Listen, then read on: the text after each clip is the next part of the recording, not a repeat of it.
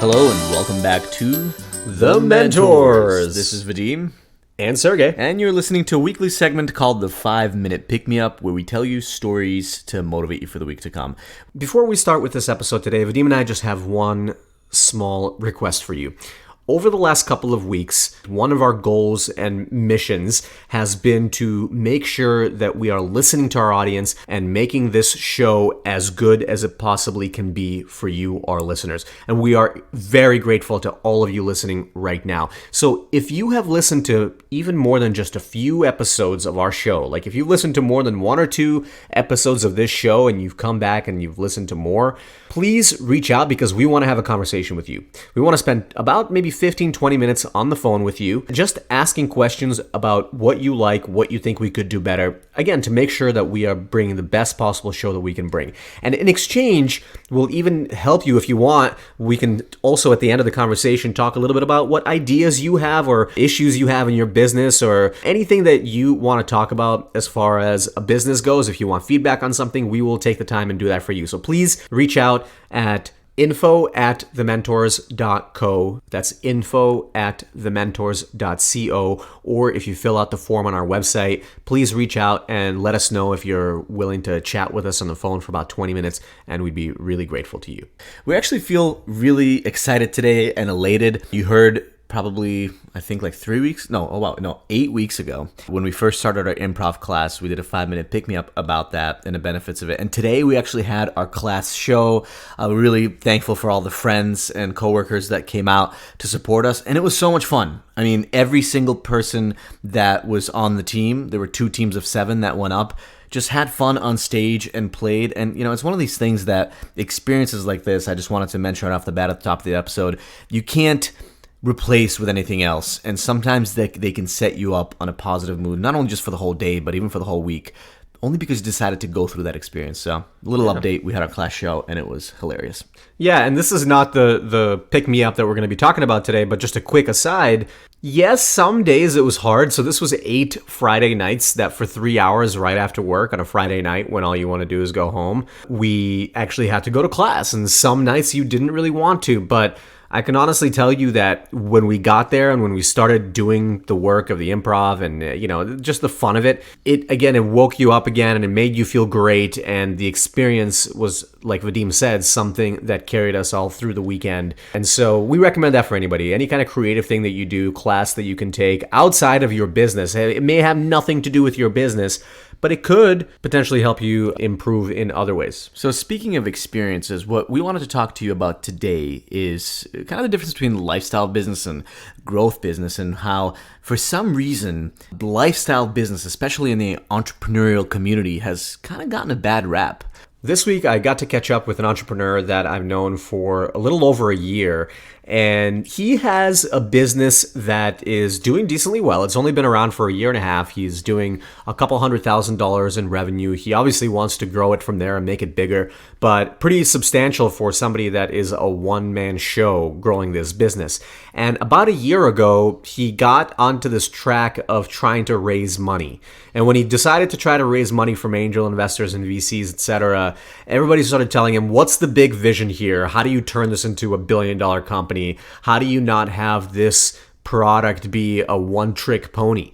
And he went through this year-long process of identity crises after identity crisis, trying to figure out, how am I going to turn this into a big thing? I need to figure out how to scale it. I need to figure out how to have other products. What is this brand going to be? What is the big vision? All of these questions asking himself, basically based on this feedback from investors and from advisors, based on the understanding that he's going to raise money and scale and go huge, right?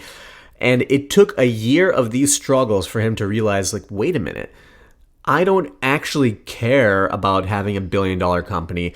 I don't actually care about building a team and scaling to something really massive. I just want to have a business that I enjoy running, that I can do myself. I don't want to rely on anybody else that can support me and my family and my loved ones and, help me pay off college loans and all of this stuff. And when he came to that realization, he became reinvigorated again about his business. And he started to understand that I don't have to do it, grow it, and in any kind of specific way.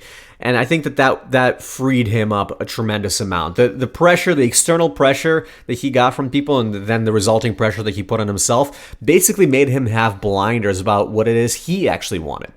There's a reason why we say that this show is about entrepreneurs and creators. There are many definitions of what an entrepreneur looks like.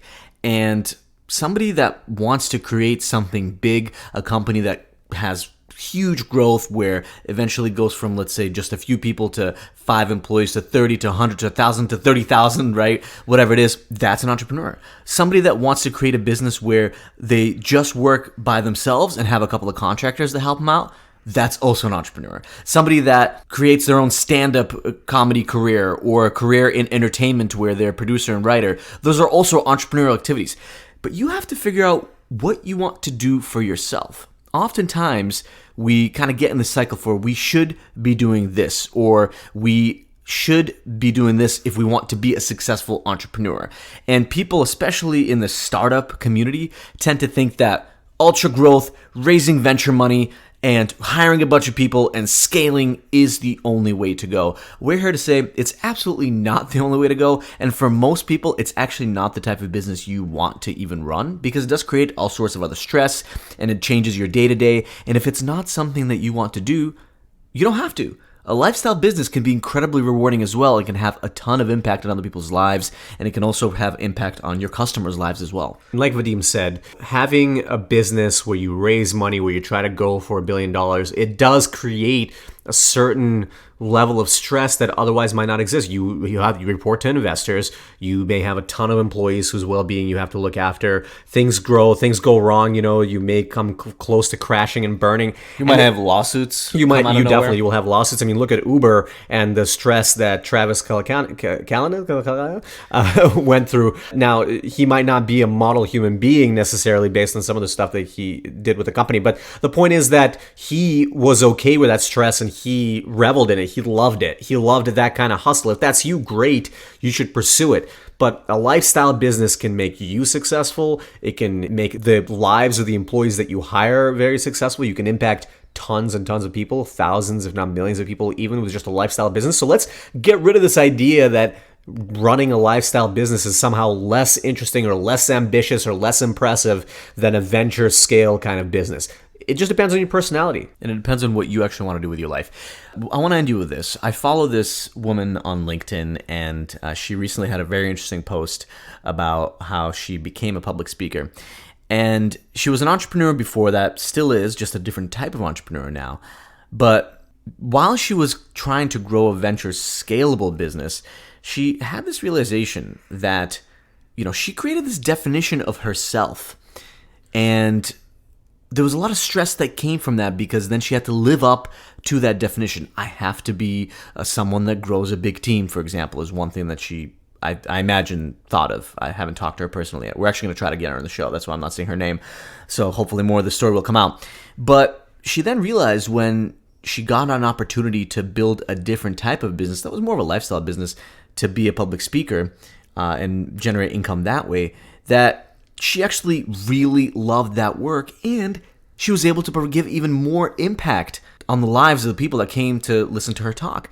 And so all that stress shed away, and she actually became more successful in that process. The beauty is, we put a lot of labels on ourselves and we tell ourselves we need to be that way. But we can always stop and change those labels or redefine ourselves by focusing on something new, by trying something new, by building new skills, whatever it is. No one is forcing us to stay a certain way. And that's also why we strongly believe that if you want to build new habits or you want to change your lifestyle, just because you told yourself your whole life, even, for example, that you were a certain way, doesn't mean you can decide literally today or tomorrow that you're going to attempt to do things differently, and then that's going to be the new definition of you. It's a constantly fluid thing, and we can always change it. So that's it for the 5-minute pick-me-up for this week. Most important takeaway from this episode is learn to listen to what makes you happy and learn to look out for the things that you're actually good at that bring value to others. And if you do want to start a lifestyle business, take some pressure out of yourself and see what you can do this week that gets you a little bit closer to that goal. Have a great week, and we'll see you on Wednesday.